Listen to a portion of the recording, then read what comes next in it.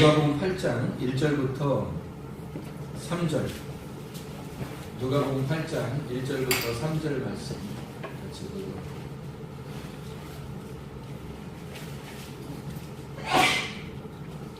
누가복음 8장 1절부터 3절 한번 읽습니다. 시작. 그 후에 예수께서 각 성과 마을에 두루 다니시며 하나님의 나라를 선포하시며 그 복음을 전하실세 12 제자가 함께하였고 또한 악귀를 쫓아내심과 병 고침을 받은 어떤 여자들 곧 7 귀신이 나간 자 막달라인이라 하는 마리아와 헤롯의 총지기 구시의 아내 구세한 요한나와 수산나와 다른 여러 여자가 함께하여 자기들의 소유로 그들을 섬기더라.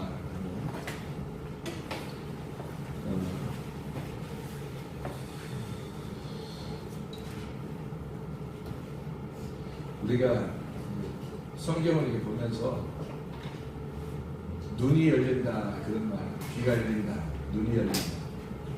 그래야 성경을 이해할 수 있다는 거죠. 성경 말씀을 듣는 것보다 먼저는 뭐가 중요하냐면 성경을 읽는 게 먼저 중요하다. 성경을 많이 읽은 사람은 이제 성경을 읽는 걸 많이 읽었으니까 어디에 뭐가 있는지 어느 정도 아니까 그런 감각이 있는 사람한테는 성경 말씀을 듣는 게 중요합니다. 그래서 처음에는 설교를 듣는 것보다 성경을 읽는 게 더 중요하고 성경을 읽은 사람에게는 성경 말씀을 듣는 게 더 중요하다. 이렇게 우리가 이야기할 수 있습니다. 왜냐하면 그 읽는 그 자체가 거룩하기 때문에 그런 거고 그리고 그 말씀을 읽었다 손 치더라도 이 말씀이 이제 이해가 잘 안 되면 또 안 되니까 그 이해를 한다는 것이 열어지는 거거든요. 그래서 이해를 한다, 깨닫는다라고 해요. 깨닫는 것으로 하나님이 영광을 받으시기 때문에 그 깨달아질 때 아멘이 되잖아요. 그래서 그 깨달아질 때 아멘이 되고 그 아멘이 하나님이 영광 받으시는 예배가 되는 겁니다. 그래서 예배 아멘으로 하나님께 아멘으로 영광을 돌리느니라 그렇게 되어 있죠. 그 아멘은 어떻게 할 때 아멘이 되고 하나님이 영광 받으시냐면 깨달아질 때다. 예레미야 9장 23, 24절 우리가 잘 아는 말씀이에요. 그리고 아멘에서 영광을 돌린다 이렇게 말합니다. 그러니까 말씀이 깨달아지지 않으면 이게 먹어서 소화되는 게 아니라는 거죠. 말씀이 꼭 깨달아져야 된다. 이해가 돼야 된다. 그런 거죠. 그래서 처음에는 이해가 잘 안 되더라도 막 읽는 게 중요하고 그 다음에는 이제 이해하는 게 중요하다. 근데 성경을 풀어서 자꾸 설명을 해주는데 어떤 말씀은 잘 풀어서 설명이 되는데 어떤 말씀은 그렇게 진리의 말씀으로 풀어서 주는 게 아니라 사사로운 사람들의 생각을 가지고 얘기할 수도 있다는 거예요. 그러면 이제 오히려 악한 영이 들어갈 수 있다는 거죠. 그 사람에게. 그래서 여기서 7 귀신이 들어간 여자 할 때 그 7 귀신이 들어갔다 그러면 7 영이에요. 근데 7 귀신은 더러운 영이란 말이에요. 거짓의 영이죠. 그 거짓의 영, 더러운 영이 7마리나 들어갔으니까 7마리는 하나, 둘, 셋, 넷, 다섯, 여섯, 7 이래서 7이 아니고 완전하게 들어갔다는 뜻이에요. 장악해버렸다. 그래서 그 거짓이 더러운 영이 그를 장악해버렸다 하는 말이고 이 더러운 영이 떠나가게 되면 7 더러운 영이 떠나가게 되면 7 영이 오게 돼요. 그럼 7의 영이 하나님의 영이 7의 영이 하나 둘 셋 넷 7 이렇게 해서 7의 영이 아니라 완전한 하나님의 영이 들어오신다는 말이에요. 그래서 거짓의 영과 진리의 영은 이렇게 달라. 더러운 영과 거룩한 영은 이렇게 다른 거예요. 그러니까 우리가 더러운 영을 구하진 않죠. 사람들이. 그런데 더러운 영이 들어간단 말이에요. 왜 어떻게 해서 들어가느냐? 말을 들어서 들어가는 거예요. 말을 들으니까. 어떤 말을 듣느냐에 따라서 더러운 영이 그를 장악할 수도 있는 거고 깨끗한 거룩한 영이 나를 장악할 수도 있는 거예요. 그래서 어떤 말씀을 듣느냐에 따라서 사람이 달라지기 때문에 양은 그냥 듣는 거예요. 그래서 가르치는 사람들이 굉장히 조심해야죠. 가르치는 사람이 진짜 하나님 말씀을 가르치고 있느냐 아니냐, 그걸 잘 생각해 봐야 되죠. 사도행전 9장에 보면 사도 바울이 회개한 장면이 나와요. 사도행전 9장 1절부터 19절까지 말씀 보면 1절에 보니까 사도 바울이 살기가 등등했다 그래요. 이 살기가 등등했다. 얼마나 살기가 등등했는가. 이 살기가 등등했단 말은 사람을 죽이려고 하는 살기가 등등했다는 말도 되지만 하나님께 대한 열심이 뛰어났다는 말이죠. 하나님에 대한 열심이 뛰어나서 그가 다른 사람을 죽여서까지도 제사를 드려서 하나님 앞에 영광을 돌리려고 했던 사람이 사도 바울이라는 사람이었어요. 살기가 등대했던 이 사람이 길을 가다가 빛을 만나잖아요. 그러니까 자기가 이 빛을 딱 자기하고 딱 대면해 보니까 자기가 어둠이라는 사실이 깨달아진 거예요. 그래서 그 빛과 어둠이 부딪혀버린 거죠. 그날 부딪히는 그 날이 이 바울에게서는 파괴가 되는 날이고, 이 바울에게서는 파괴가 되는 날인데 그날이 바울을 구원하는 날이란 말이에요. 그러니까 빛이 와서 나를 부딪힐 때 충돌이 일어나는 그 시간에, 그게 나의 흘러가는 시간이 아니라 그 빛을 보는 그 순간 있잖아요. 사람들은 그 빛을 보지 못했어요. 같이 가던 사람들은. 그러니까 오직 바울만 본 거예요. 그 말은 무슨 말이에요? 사람들은 자기의 시간에 바울을 따라서 같이 가고 있는 중이에요. 자기 시간을. 근데 바울만 빛을 만난 거예요. 무슨 말이에요? 크로노스의 시간에 자기가 흘러가는 그 시간을 가는 자기들끼리 다 지금 가고 있는데 누구만 지금 카이로스를 만난 거예요. 예, 바울만 하나님의 카이로스의 시간을 만난 거예요. 다른 사람들은 계속 그 시간을 자기의 주변에 있는 시간하고 같이 동일하게 지금 가고 있는 중인데 계속 같이 뭐 우왕좌왕하죠. 근데 바울이 갑자기 이상한 행동을 하니까 사람들이 뭐 우왕좌왕하겠죠. 근데 자기들은 자기의 시간에 있단 말이에요. 근데 바울은 그 시간에 누구하고 같이 있냐면 카이로스의 시간으로 들어가 버린 거예요. 하나님 만나러 오신 거예요. 어떤 사람에게 살기가 등등하고 아주 열정적이고 열심 있는 하나님의 사람에게 주님께서는 만나러 오신 거죠. 뭐가 없다는 얘기예요, 이 사람이? 어두웠다는 얘기예요. 네가 나에 대한 열심이 있는데 눈 감고 막 휘둘렀다는 얘기예요. 눈 감고 휘둘렀다. 그래서 눈 띄워주러 온 거예요. 그러니까 어둠이 있는 이 소경인 바울에게 빛이 와가지고 진짜 소경을 만들어버리는 겁니다. 네가 소경이었다는 사실을 깨닫게 해주는 거죠. 부딪혀버려요. 그날이 바울이 깨닫게 되는 날이에요. 그 전까지는 몰랐어요. 성경을 많이 알았어요. 많이 알았는데 그 전까지는 몰랐어요. 성경을. 그러니까 네가 성경을 모름이었구나. 너 모름이었다. 그래서 알미 오신 거예요. 모름과 알미 부딪히니까 이 모름이 완전히 봉사가 되어버린 거죠. 아, 내가 몰랐구나라는 걸 그제서야 깨달은 거예요. 그러니까 모름이 알미가 부딪힐 때는 모름이 파괴가 되죠. 반드시 알미 승리하게 됩니다. 거짓은 참을 이길 수가 없는 거예요. 어둠은 빛을 이길 수가 없어요. 진실은 침몰하지 않는 겁니다. 그래서 이게 부딪히니까 한쪽이 무너져 내리는 거죠. 그게 사도 바울이었어요. 그날. 그래서 이 살기가 등등한 사도 바울에게 빛이 임하니까 빛이 임하고 그냥 빛만 딱 임한 게 아니라 소리가 들렸어요. 그 소리는 바울을 전혀 이제까지 알지 못하던, 자기가 성경을 배웠지만 성경을 알고 있었지만 이제까지 알지 못했던 어떤 사실을 이야기해 준 거예요. 자기가 이제까지 잘 모르고 있었는데 그거를 부딪혀버린 거죠. 그 소리가 자기를 깨뜨리는 겁니다. 그래서 자기가 이제까지 알고 있었던 소리를, 이제까지 세상의 소리 다 듣고 있었고 율법의 소리를 다 듣고 있었고 공부했던 이런 모든 걸, 이 소리가 와가지고 진짜 소리가 오니까 가짜 소리가 다 깨져버린 거예요. 자기 속에서 다 파괴가 되고 드러나버린 거죠. 당신 누굽니까? 이러는 거죠. 네가 나를 핍박하고 있었다. 네가 핍박하는 예수다.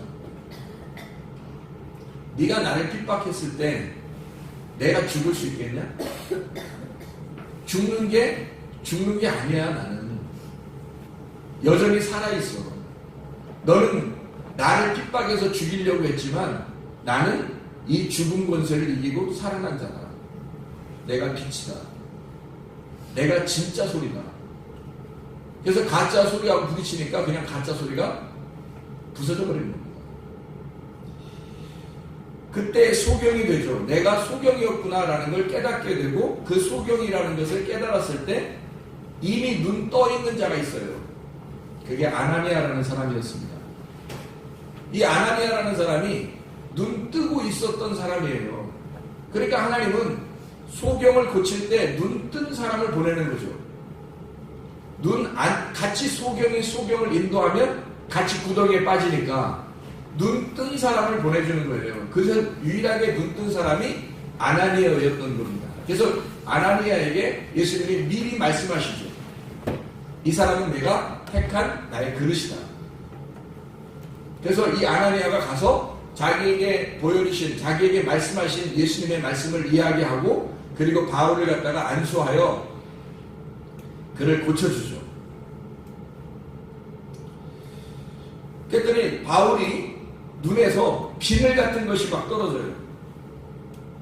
비늘 같은 것이, 뭐 막이 낀 겁니다. 막이 껴 있었는데 그 막이 벗어지는 거죠.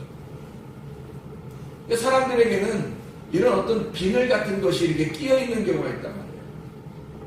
근데 자기는 몰라요. 그게 끼어 있었는지를 모른다. 그래서 이 비늘이라고 하는 이 것이 씌어 있는 거를 자기가 이거를 자기 스스로 벗겨낼 수가 없고, 이게 안수를 받으니까 이게 벗겨지는 거예요.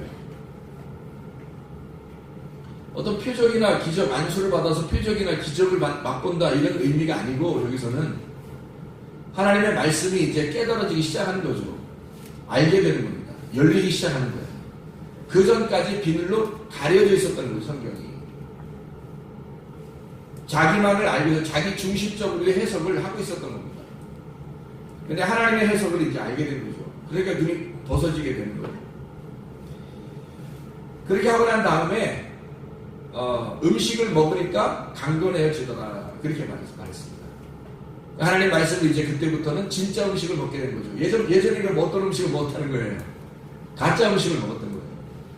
자기가 이제까지 알고 있었던 어떤 한쪽 방향, 자기가 알고 있었던 그 한쪽 방향을 먹고 있었던 거예요. 근데 진짜로 이제 비늘이 떨어져 보니까 진짜 음식을 먹어 강건해지더라, 건강한 사람이 되더라, 더 강해지더라, 이 말이에요. 바울이라는 사람.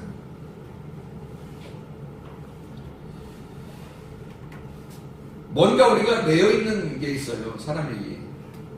바울도 그 율법이라는 것에 그 열심으로 매여있는 게 있었어요. 자기가 보는 것으로 보는 거 있잖아요.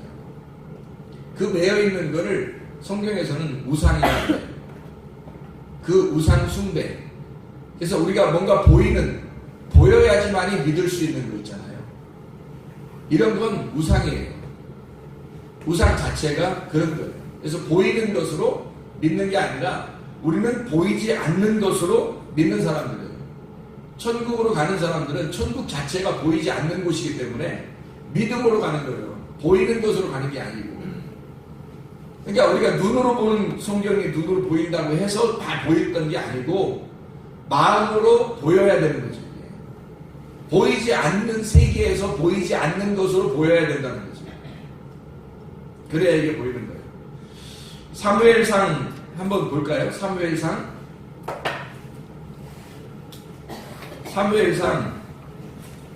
3장 2절을 한번 봐봐요. 여기에 눈 어두운 사람이 하나 나와요. 사무엘상 3장 2절에 보면 엘리의 눈이 점점 어두워가서 잘 보지 못하는 그때에 그가 자기 처소에 누워있더라. 눈이 점점 어두워졌다, 약해졌다는 말입니다. 약해졌다. 눈이 점점 낙담했다 라는 말. 눈이 점점 모호해지고 무거워졌다, 그런 말이에요. 사무엘상 3장 1절부터 4절까지의 말씀을 보면 엘리의 눈은 점점 어두워지고 있는데 사무엘의 눈이 점점 피워지고 있는 장면이 나와요. 하나님의 등불이 아직 꺼지지 아니하였으며 3절에 사무엘은 하나님의 궤에 있는 여호와의 전 안에 누웠더니 이랬어요. 하나님의 궤가 있는 전 안에 누웠더니 아무나 들어갈 수 있나요? 아무나 들어갈 수 없거든요. 원래 그 들어가면 죽어요, 안 죽어요? 죽죠. 하나님의 궤가 있는 곳인데 들어가면 죽죠.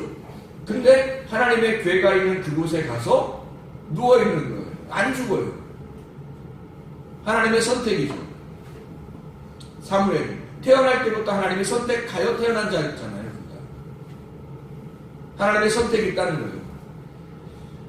여러분도 다 선택하셨어요. 하나님이. 예수님 죽으시고 부활하셨는데 다 선택하지 않았겠어요? 아유, 저기 구약 성경에 사무엘만 그랬을 거야. 그게 아니고 하나님이 우리도 다 선택하셨지. 4절에 보니까 여호와께서 사무엘을 부르시는지라 그가 대답하되 내가 여기 있나이다. 여호와께서 이상이 보이지 않는 사무엘상 3장 1절에 보니까 이상이 아직 보이지 않는 시대에 엘리의 눈은 점점 어두워지고 그때 하나님이 선택한 사무엘에게 하나님의 음성을 들려주더라. 한쪽은 어두워지고 있고 한쪽은 밝아지고 있더라는 거죠. 반대로. 눈이 점점 어두워진 이 엘리라고 하는 사람 4장 15절에 보니까 이런 말씀이 있죠. 그때 엘리의 나이가 98세라 그의 눈이 어두워서 보지 못하더라. 눈이 어두워서 보지 못하더라 할 때 그 눈이 어두워서 보지 못했다 할 때 눈이 어두워서라고 하는 말이 확고해졌다는 말입니다. 다시 말하면 확고해졌다는 말이 여기 지금 4장 15절에 나와 있는 말은 3장 2절에 눈이 어두워졌다는 말, 원래 눈이 어두워졌다고 있는 말이요. 케하거든요. 근데 여기 4장 15절에 눈이 어두워서 못 봤다 라고 하는 말이 쿰이라는 단어예요. 비슷하잖아요. 근데 여기 앞에 있는 걸 케하라고 쓰고 뒤에는 쿰이라고 썼단 말이에요. 다시 말하면 더 확고해졌다는 말이에요. 어두워진 것이 점점 더 어두워졌더라. 계속 더 어두워지더라. 안 열리더라. 18절에 보니까 사무엘상 4장 18절에 보니까 이런 말씀이 있어요.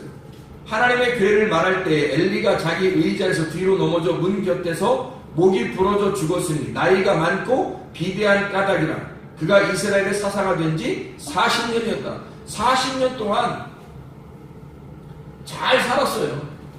40년 동안. 누가 뭐 욕하지도 않고 잘 살았어요. 자식들이 좀 문제가 있었지만 그래도 이 엘리 제사장한테는 그렇게 사람들이 비난하거나 그러지 않았어요. 사람들과의 관계가 상당히 좋았다는 얘기입니다.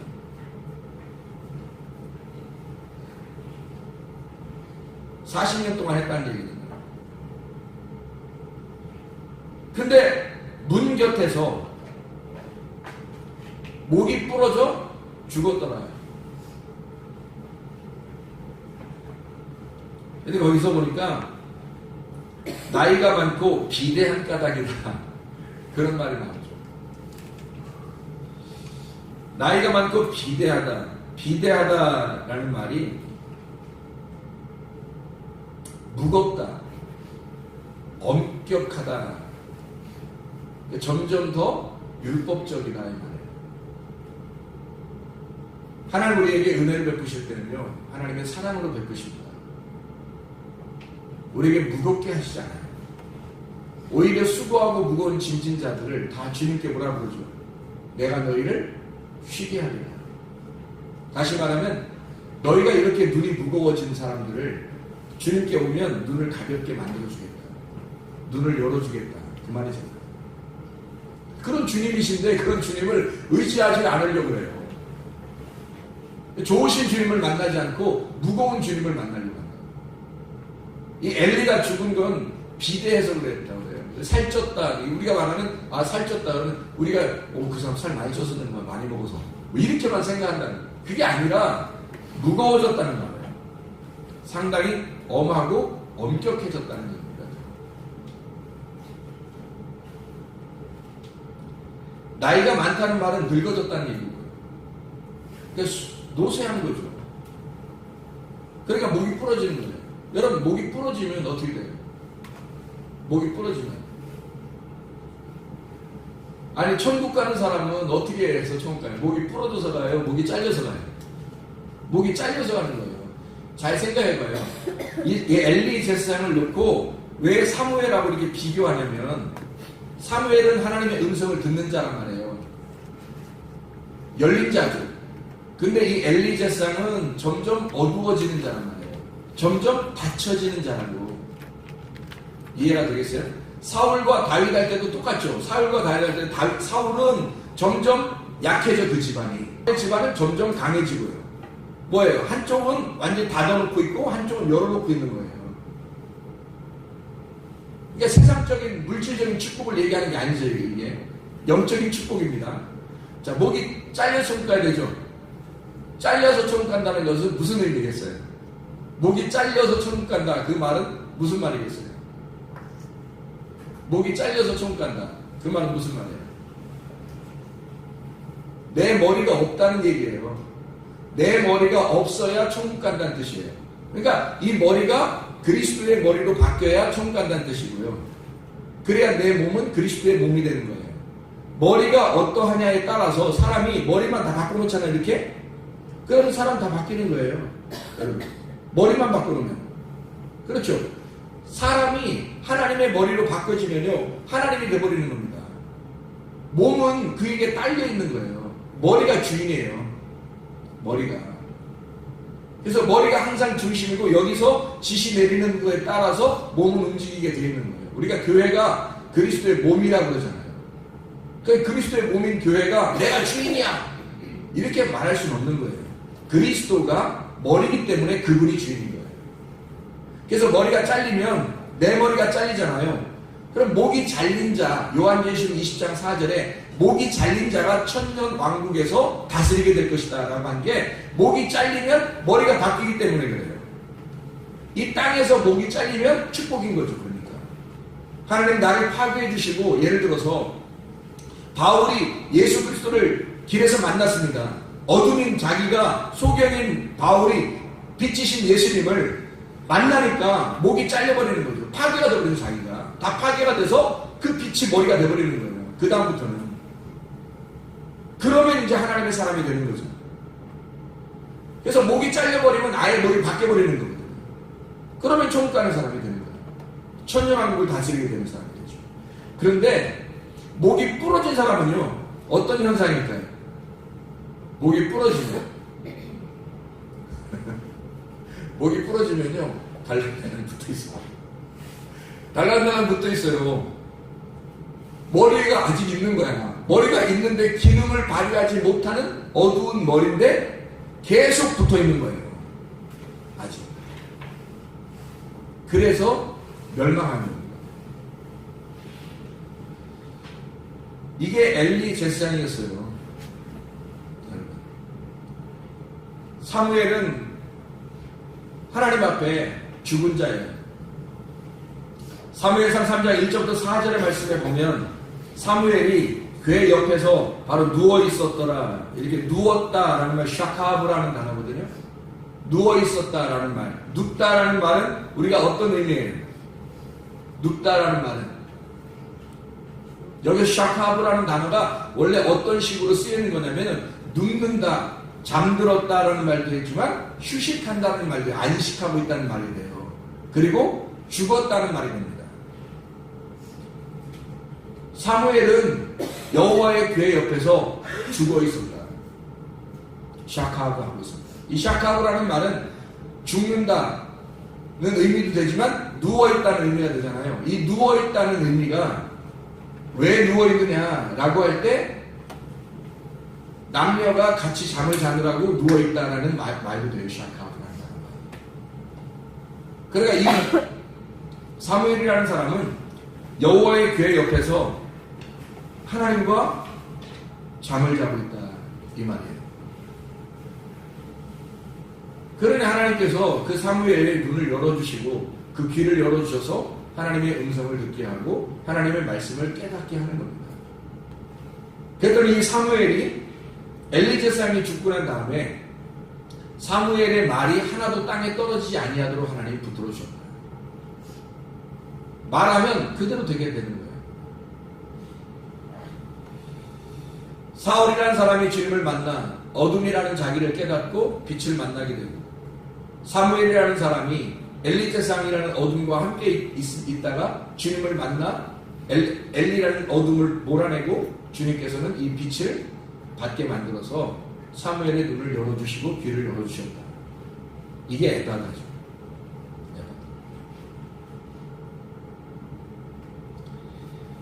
요한복음 20장 22절을 여러분이 한번 보시길 바랍니다. 요한복음 20장 22절. 요한복음 20장 22절의 말씀을 보면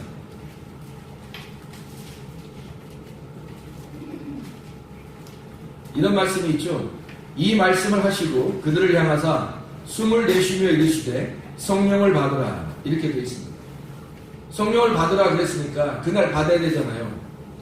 나중에 받을게요, 오순절날 받을게요 할 수 없잖아요. 사도행전 2장 1절부터 4절을 봐봐요.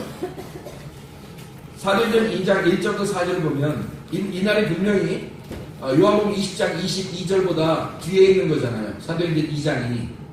사도행전 2장의 1절부터 4절 보니까 오순절날이 이미 이름에 그들이 다 같이 한 곳에 모였더니 호련히 하늘로부터 급하고 강한 바람 같은 소리가 있어 그들이 앉은 온 집에 가득하여 마치 불의 혀처럼 갈라지는 것들이 그들에게 보여 각 사람 위에 하나씩 임하여 있더니 그들이 다 성령의 충만함을 받고 성령이 말하게 하심을 따라 다른 언어들로 말하기를 시작하니라 그랬어요. 그럼 여기서 요한복음 20장 22절이 먼저인데 요한복음 20장 22절에 성령을 받았어요. 그런데 사도행전 2장 1절부터 4절에 성령 충만이 임했다는 거죠. 사람들이 말하기는 성령을 받은 날이 오순절날이다 이렇게 얘기하는데 그렇지 않아요. 요한복음 20장 22절에 분명히 받았어요. 무슨 말인지 알겠습니까? 그럼 이미 먼저 받았고 그 다음에 사도행전 2장 1절 4절에는 성령의 충만함을 받았다고 그랬죠. 그럼 여러분 보세요. 사도행전 2장 1절부터 4절에는 성령의 충만을 받았다고 그러고 성령 그날 받은 게 아니라 성령의 충만을 받은 거예요. 그럼 사도행전 요한복음 20장 22절에는 성령을 그날 받은 거고요. 그럼 이게 어떤 구분을 하는 거냐면 이렇게 구분하는 겁니다. 성령이라고 하는 건 하나님의 씨예요. 말씀이 성령이고 성령이 생명입니다. 이 생명이 들어오려면 이 씨가 들어오는 거거든요. 하나님의 씨가 들어오는 거예요. 근데 이 씨가 들어올 때 사람이 남녀간에 이렇게 결혼하게 되잖아요. 그러면 여자가 임신하게 되면 임신하게 되면 그날 나 임신했구나 라는 걸 금방 알아요, 몰라요? 몰라요. 그날 임신했는지 안 했는지 잘 모른다고요. 모르고 있는데 한 달 되면 막 배가 이상하게 조금씩 뭐 이래요.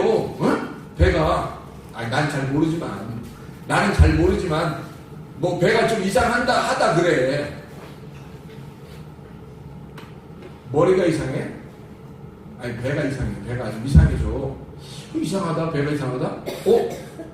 혹시 이렇게 된다고요. 그게 이제 임신을 했는데 그날은 모르는데 한참 며칠 지나니까 알게 되더라는 거죠. 이게 이런 현상이에요.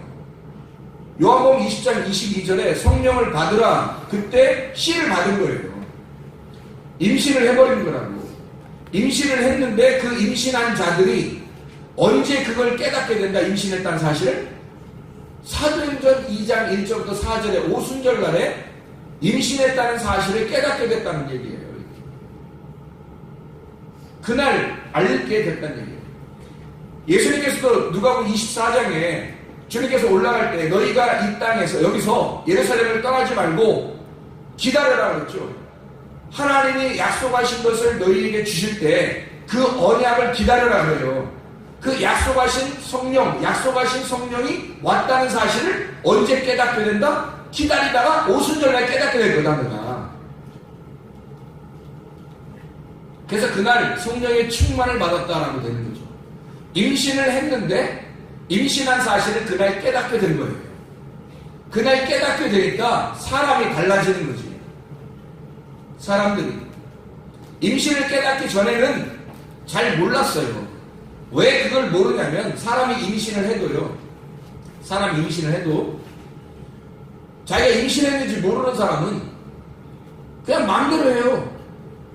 마음대로 살아. 마음대로 먹고 마음대로 못된 짓도 하고 마음대로 그냥 마음대로 하는데, 만약에 딱 임신이 됐다는 순간 그걸 알았을 때 사람이 어떻게 돼요?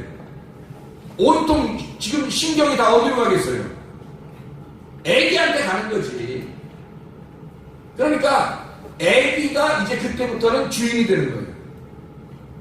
먹는 것도 애기 먹는 거로 바뀌죠. 임신해보신 분들 얘기 아시지? 임신해본 사람들. 그러면 먹는 게 바뀌어요, 안 바뀌어요? 워낙 잘 먹는, 이것저것 다 먹는 사람들은 안 바뀌었을 수도 있어. 근데 대부분 바뀐다고 하는 사람들도 많죠. 왜냐면 전혀 자기가 좋아하는 게 아닌데 이상하게 자꾸 먹고 싶은 거예요. 그 누가 달라는 거예요? 애기가 달라는 거예요, 그게.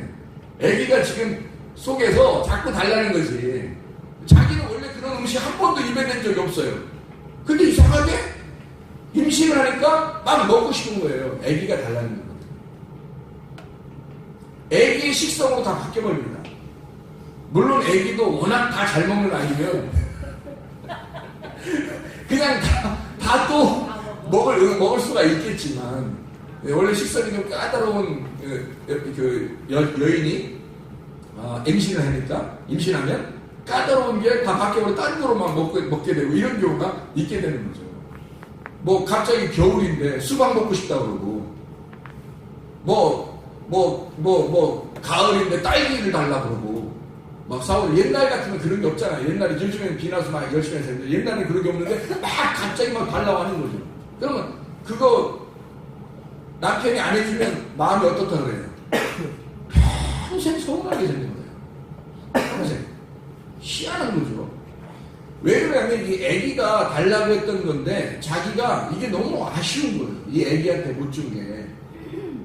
그러니까 자기가 지금 당장 먹고 싶은 게, 근데 이상하게 꼭 엇박자나게 먹고 싶은 게 나와. 겨울에는 겨울 음식이 자꾸 먹고 싶어야 되고, 여름엔 여름 음식이 먹고 싶어야 되는데 이상하게 바뀌어서 먹고 싶어 한다고, 애기가. 그래가지고 이 엄마가 당황하게 되고 남편은 더 당황하게 되죠. 먹고 싶은 게 바뀌니까. 주인이 바뀐 거예요. 애기가 임신되는 순간 그걸 깨닫게 되면요, 그 다음부터요 뭔가 신경이 다 거기. 그래서 넘어져도 배를 안고 넘어진다고요. 이게 본능이란 말이에요. 이게 주인이 된 거예요, 배가. 그러니까 그만큼 이 주인이 바뀌어요. 임신을 깨닫게 되잖아요. 주인이 바뀝니다. 그 날이 언제라고요? 오순절날. 이 오순절날 그걸 깨닫게 되니까 사람이 바뀌겠어요, 안 바뀌겠어요? 다 바뀌는 겁니다. 그 전에는 몰랐어요. 베드로도 성령을 받았을 때 요한복음 20장 22절에 같이 다 있었거든. 그 자리에 성령을 받을 때 다 있었는데 그 다음에 떠나가잖아요. 나 그냥 고기 잡으러 갈래. 그러면서 가요. 예수님이 또 와서 만나줘야 돼. 베드로가 만나러 갈 수는 없으니까, 어딘지 모르니까 예수님이 영이시니까. 그러니까 예수님을 만나러 와야지 만나기 쉽죠. 만나고 다시 이제 승천하시면서 너희들이 이걸 깨닫게 되는 날이 오게 될 거다. 그러면 너는 다 바뀐다. 그게 성령의 충만이에요. 눈이 열리는 날이죠. 이게 임신했다고 해서 성령이 우리 속에 들어왔다고 해서 금방 깨달아지진 않습니다. 근데요, 어느 정도는 알 수 있죠. 이게 자기가 말씀으로 인식해가지고 이걸 말씀으로 잘 구분해 보면, 내가 성령이 지금 내 속에 임신이 됐구나, 이걸 알 수 있다고요. 근데 어느 날 이걸 임신을 확인하는 날이 와요, 여러분에게. 그 회개의 날, 진짜 하늘의 회개가 있는 날, 이것이 확인하는 날이 와요. 그러면요, 그때부터는 주인이 바뀌어버립니다. 진짜 회개하는 날. 땅적 회개만이 아니라 하늘의 회개가 임하는 날, 여러분, 우리는 하나님의 성령이 우리 안에 거하시는 것을 깨닫게 됩니다. 주인이 바뀌어 있는 사실을 깨닫게 됩니다.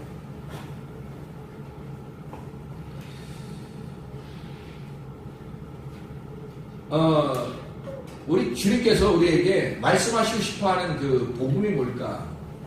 성경에서는 사실 죽음을 설명해요. 네가 죽어야 살아나는 거다 라는 말씀을 하시죠. 예수님께서도 요한복음 12장 24절, 하나를 이미 떨어져 죽지 아니하면 하나를 그대로 있고 죽으면 많은 열매를 맺는다. 그래서 이 땅에 내려와서 사실은 죽는 게 아니라는 거죠. 그럼 우리는 왜 그 시의 죽음을 통해서 왜 다른 열매들이 맺힐 수 있도록 그렇게 만들어 놓은 하나님의 원리가 나의 죽음을 통해서 하나님의 열매가 맺히도록 한다는 거 아니에요? 그러면 내가 죽으려고 이 땅에서 노력해 본 사람이 있느냐 이거죠. 내가 죽으려고 하지 않는다고. 죽으려고 하지 않으니까 바뀌지 않는 거예요. 자기가 죽으려고 한다면 주님께서는 그 사람을 반드시 살릴 겁니다. 근데 죽으려고 하지 않기 때문에 살아날 수가 없어요. 자기가 이미 살아있으니까. 계속해 살아있으니까. 그래서 진짜 회개를 해야 된다는 거예요. 여러분. 하나님이 주시는 회개, 하나님이 우리에게 요구하시는 그 회개, 땅적 회개가 아니라 하늘적 회개. 하나님은 진짜 모르는 거에서 하나님을 진짜 알게 되면 다른 모든 죄들이 다 해결되지 않겠냐 이거예요. 그런 회개가 우리 가운데 있어야 합니다. 그래야 주님 만나요. 죽는 것보다 내가 사는 게 더 힘들다. 이런 사람들이 회개하기가 쉽겠죠. 아무래도. 그래서 고난은 축복이라 그러죠. 왜냐하면 고난을 통해서 하나님의 축복이 오는 것이니까. 요나라고 하는 사람이 니느웨 성에 가서 복음 전도를 합니다. 요나하고 하나님하고는 전혀 또 상관이 없어요. 하나님의 일하는 데는. 그냥 요나를 시킨 것 뿐이에요. 하나님이 소돔과 고모라를 멸망시킬 때 아브라함하고 상관이 있어요, 없어요? 없어요. 그냥 가서 멸망시켜도 돼요. 근데 일부러 아브라함 집에 들려서 아브라함하고 얘기를 하고 아브라함한테 나 멸망시키러 간다 라고 얘기하고 가는 거예요. 왜 그래요? 증인이 필요한 거죠. 증인이 필요한 거죠. 요나가 훌륭한 선지자이기 때문에 요나를 통해서 니느웨 성에 가게 하고 전도하게 했다는 게 아니고, 요나는 사실 형편없는 사람이에요. 하나님이 니느웨로 가라 그러니까 다시스로 도망가요. 반대길로 갔다는 얘기 아니에요. 그러니까 하나님이 너 배 타고 가라 했는데 배 타고 안 가니까 뭐 타고 가게 만들어요? 물고기 속에 들어가서 잠수함 타고 가게 만들어. 그래서 물속으로 해서 통과해서 만들어 가가지고 결국에는 하나님이 내려놔요 거기다. 하나님의 일은 네가 안 해도 하나님의 일은 이루어져야 된다는 거죠. 그래서 잠수함 타고 가가지고 거기서 3일 동안 물고기 뱃속에 있다가 가가지고 거기에 떨어지게 되거든요. 니느웨 성에. 이 니느웨 성이 얼마나 큰 성이냐면 3일 길을 걸어가야 돼요. 3일 길 그러면 우리가 애국 광야 가나안 길 걸어가듯이 노아의 방주가 1층, 2층, 3층으로 됐듯이 예수님이 3일 만에 부활하듯이 3일 길을 가야지만이 되는 3일 동안 걸어다녀야 되는 어마어마한 큰 성이라고 합니다. 밥 안 먹고 사람이 3일 동안 걸어가요. 얼마큼 걸어가나. 굉장히 큰, 하나의 성이 그 정도 큰다면 어마어마하게 큰 성이죠. 그게 니느웨 성입니다. 그런 큰 성에 요나가 전도하고 싶은 생각이 없었어요. 요나는. 그래서 3일 길 가야 되는 그 성에 하루만 전도한 겁니다. 잘 생각해 보세요. 하루길을 가면서 전도할 때 막 마이크를 대고서 막 크게 3일길 가는 게 막 하루길 가면서 크게 막 확성기로 막 전도하고 그랬겠어요? 자동차 타고 다니면서? 아니죠. 하루길 정도 걸어가면서 전도할 때 엄청 조용하게 전도했단 말이에요. 들릴까 말까 하게.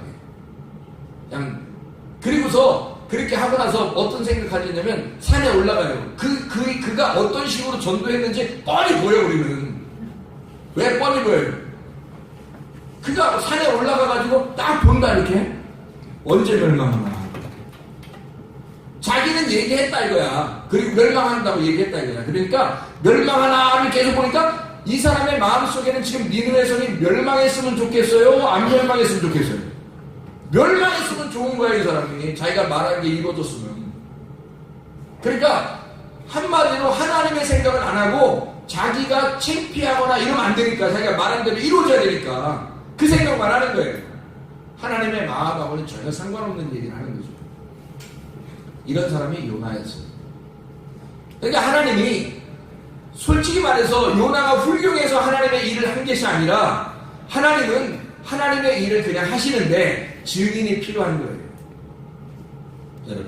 여러분과 저는 예수 그리스도께서 이 땅에 지상 명령을 하실 때에 그 일을 감당하는 증인들이에요. 그 증인들이 증인의 역할을 잘 감당하지 못하면 멸망을 당해요. 그래서 이 증인이 어떤 마음으로 이 증인의 역할을 감당해야 되냐면 하나님 아버지의 마음을 가지셔야 된다고. 하나님의 아버지의 마음을 가지고 증인의 역할을 해야 하나님이 인정하시는 증인이 되잖아요. 그러니까 하나님의 마음을 알아야 되잖아. 하나님 마음을 가져야 되니까. 하나님 마음을 갖고 하나님 마음을 알아야 되니까 그래야 가서 하나님 마음으로 얘기할 거 아니에요. 그러니까 하나님 마음을 모르는 게 문제인 거지.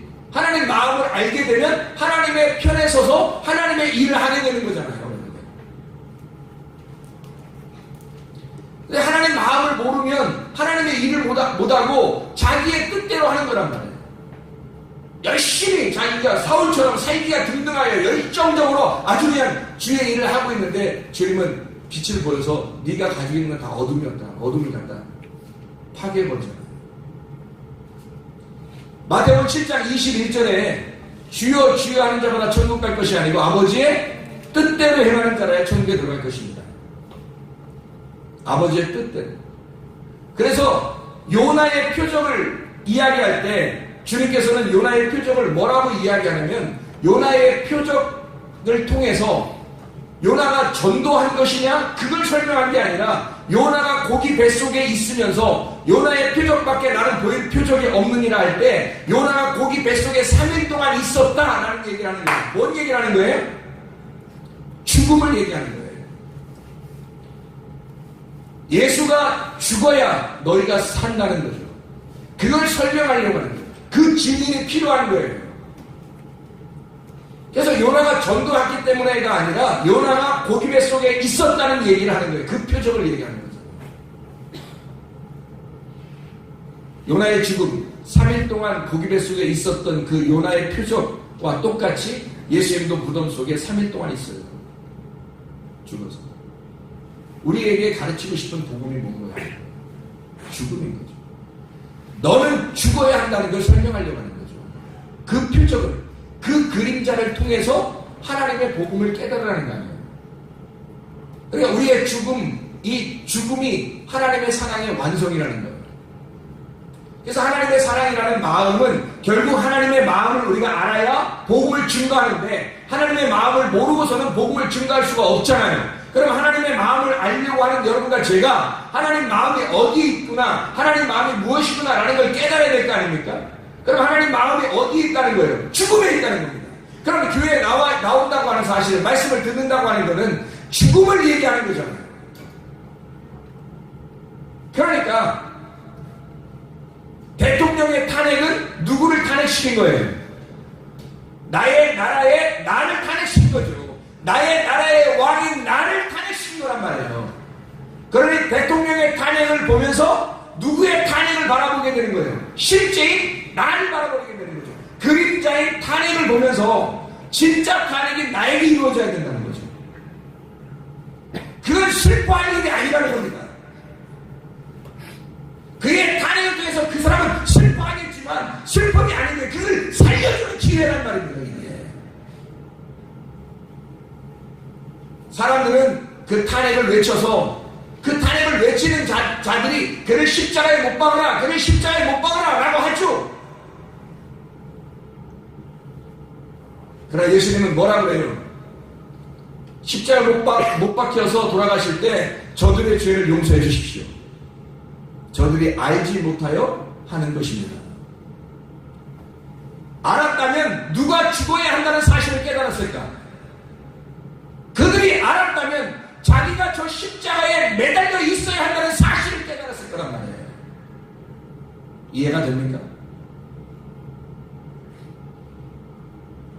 십자가에 못 박으라고 하는 말이 결국 나를 향해서 달려오는, 나를 위해서 달려오는 하나님의 심판이었구나 라고 하는 것을 깨닫게 될 거라는 거죠.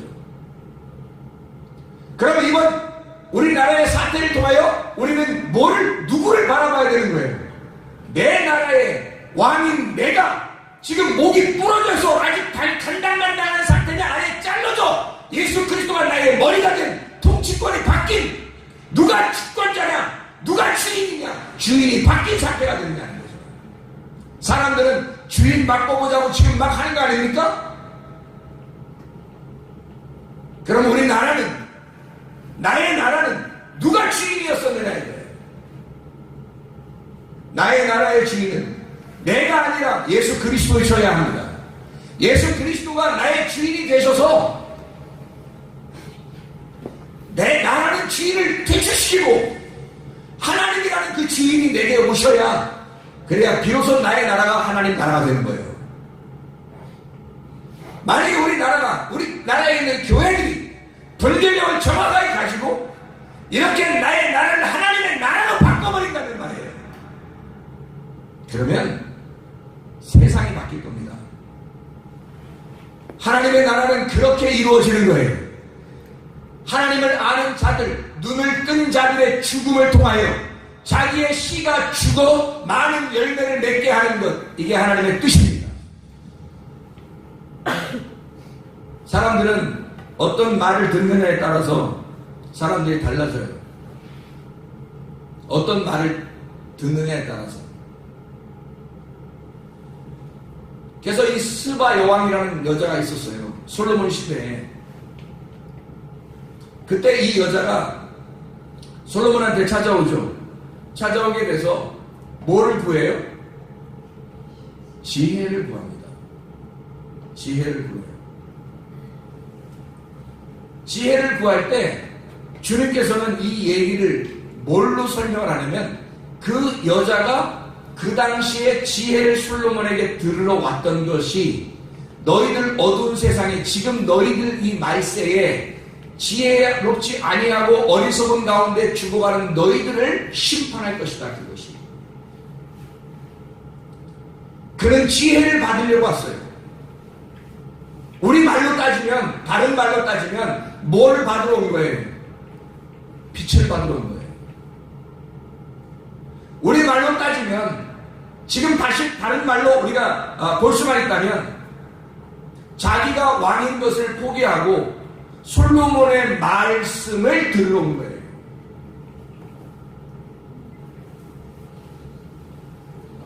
자기라는 거짓을 치워버리고 진리를 받기 위해서예요. 그게 지혜 아닙니까?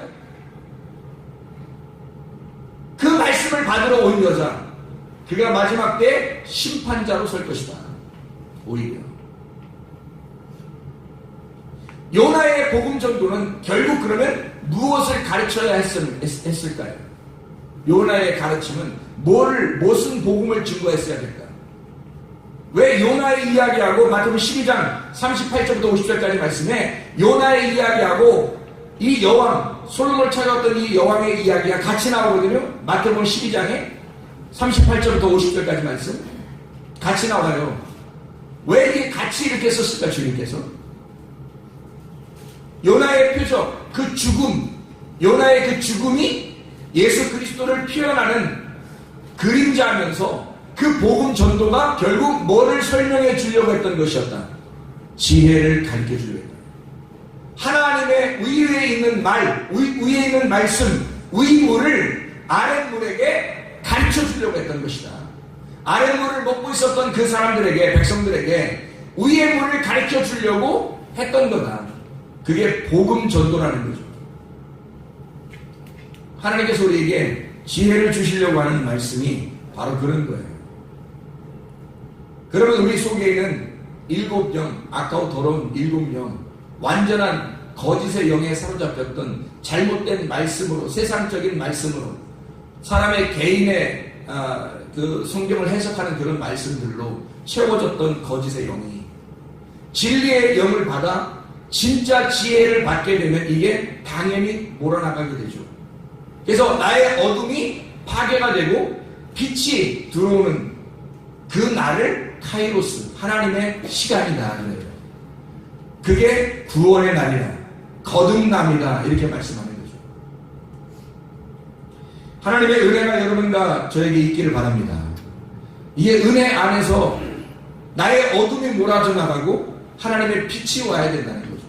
이러려면 어떻게 해야 이런 것들이 일어나느냐면 에스겔 37장 7절의 말씀해 보니까, 에스겔 37장 7절 요 하나만 보고 마치도록 하겠습니다. 에스겔 37장 7절 말씀 보면 이런 말씀 있죠. 이에 내가 명령을 따라 대언할 때에 소리가 나고 움직이며 이뼈 저뼈가 들어맞아 뼈들이 서로 연결되더라. 자, 주님 명령하니까, 인자가 명령하니까, 그 인자가 하나님의 아들이죠. 사람의 아들.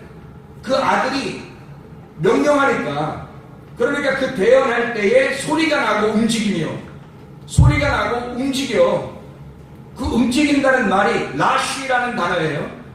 움직인다는 말이. 그럼 이 라쉬라는 단어는 어떤 의미를 가지고 있냐면 막 진동이 일어난다는 뜻입니다. 다른 사람은 가만히 있는데 자기 혼자 막 진동이 일어나는 거예요. 다른 사람은 가만히 아무 느낌이 없는데 자기는 막 지진이 일어나는 거예요. 막 움직이는 겁니다. 자기 속에 막 흔들리는 거예요. 자기만 괜히 막 움직이는 거예요. 하나님의 말씀을 듣는데 어떤 사람은 가만히 있어요. 아무 느낌이 없어요. 바울 사도가 다메섹 도상에서 예수님을 만날 때 다른 아무도 예수의 빛을 본 적이 없어요. 소리를 들은 적도 없어요.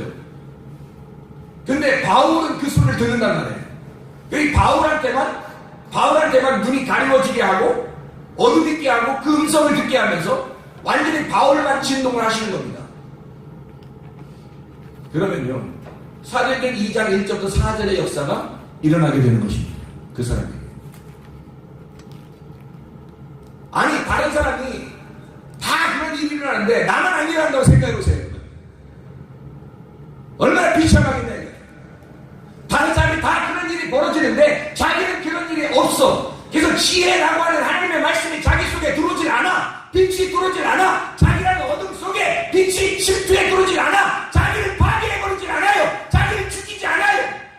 자기는 여전히 자기로서 있는 거예요. 그냥 진동이 일어나지 않아요. 밋밋해요. 아무 느낌이 없어요. 뭐예요 이게?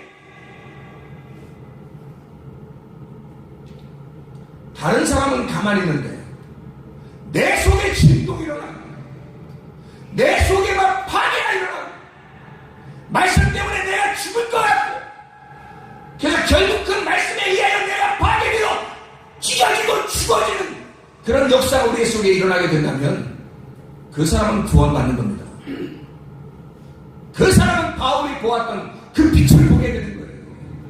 그 지혜를 만나게 되는 것입니다. 그 사람만큼. 어때요? 교회를 많이 다니는 거예요. 설교를 많이 들은 거예요. 성경을 많이 읽어쓰는 거예요. 진짜 주님 만나야지. 여러분이 아무리 성경 연구하고 아무리 성경 알고 성경 설교 말씀 많이 들어도 바울만큼 몰라요. 바울이 예수님 만나기 전에 그 바울만큼 알 수가 없어요. 아마 전 지구상에 그만큼 아는 사람이 없었을 거예요. 근데도 그 바울은 소경이었어요. 자기 속에 어둠이었어요. 계속 밋밋한 그 어둠 속에서, 죽을 것 같은 그 칠흑 같은 어둠 속에서 괴로워하고 있던 이 바울이 아무나 휘둘러 죽이고야 말겠다는 그런 열정을, 하나님께 대한 열정을 있는데 보이지 않는 거예요. 그런 열정적인 바울에게 수많은 사람이 죽임을 당했어요. 희생양, 어린 양 되는 예수님처럼 스데반이 죽음을 당했죠. 그 죽음과 바울의 생명을 맞바꾼 겁니다. 주님이 스데반을 죽이고 가고 있는 바울에게 주님이 이제는 안 된다. 그의 죽음은 곧 나의 죽음이고 네가 핍박하는 나다. 예수다. 네가 나를 몰라서 그랬던 거야. 그 죽음은 네가 죽었어야 하는 거야. 내가 너를 위해 죽었어. 이제 나를 위해서 살아보지 않겠냐. 눈을 열어줘 버리는 거죠. 그날 눈을 감게 하고, 그리고 아나니아에 의해서 그가 눈을 열게 돼요. 여러분, 하나님 말씀 들을 때 여러분의 눈이 열려지시길 바랍니다. 하나님의 말씀을 안에서 여러분의 눈이 열려지지 않으면, 귀가 열려지지 않으면요, 엘리 제사장과 같이 하나님의 일을 한다고 하지만 여전히 목이 부러져 버려서 죽을 수밖에 없는 그런 비대한, 단단해져 버린, 자기로 인해서 단단해져 버린 그런 사람이 되어버리는 거예요. 오히려 진짜 주님 앞에 순수하게 새신자처럼 정말 깨끗하게 그런 마음으로 주의 씨를 받고 싶습니다. 주님의, 하나님의 아들을 내 속에 잉태하고 싶습니다.